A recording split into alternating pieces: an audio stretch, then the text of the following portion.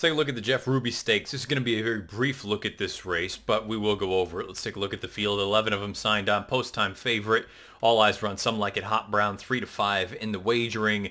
He had won the John Battaglia prior to this race. He was the heavy favorite. He deserved to be the favorite. And I like that he had a little bit of versatility. This race just felt like it was going to set up well for him.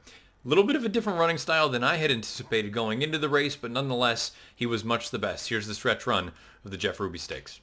And now Skywire has kicked it into top gear as they straighten away in the Jeff Ruby Stakes. And it's all Some Like It Hot Brown still finding. Dynamic Racer is running a huge one by the furlong pole. It's Some Like It Hot Brown, Dynamic Racer, and way out wide finishing full run. Here comes Moonster. They're in the final furlong. And Some Like It Hot Brown, the Battaglia winner, is going to take the Jeff Ruby Stakes in front running style. And he stops the timer in 1:52 flat.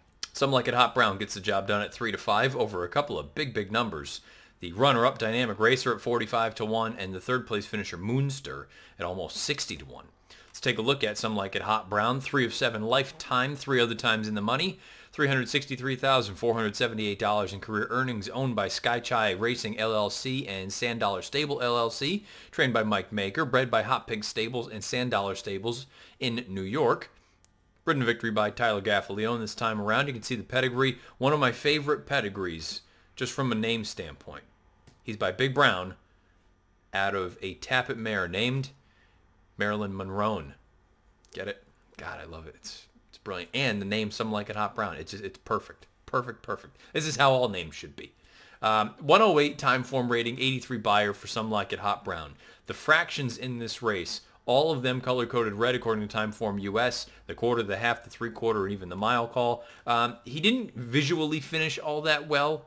He finished in 14:21, but I think there were some pieces here that you need to factor in.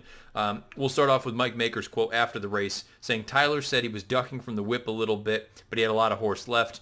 With these two races, we'll look at the Bluegrass at Keeneland, which at this point, why not? You're playing with house money with the horse like this. I think you go on with it. He's earned his points. You go on to a spot like Keeneland.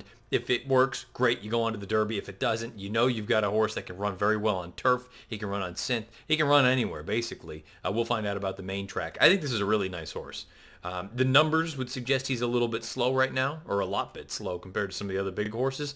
But again, keep in mind, there are so many different things that go into it. Difficult to get big numbers in like synthetic races just simply because of just the way that the synthetic surface tends to play. It's very frequently kind of on the slower, duller side. So I'm not going to hold his numbers against him right now. I think this is a nice horse. I love the versatility that he has. Another reason I say that 14:21 final eighth is not super alarming to me, despite the fact that he was drifting a little bit. You have that quote from Maker talking about Gaffalione saying that he was ducking around a little bit because of the whip. There's also a 20-mile-an-hour headwind.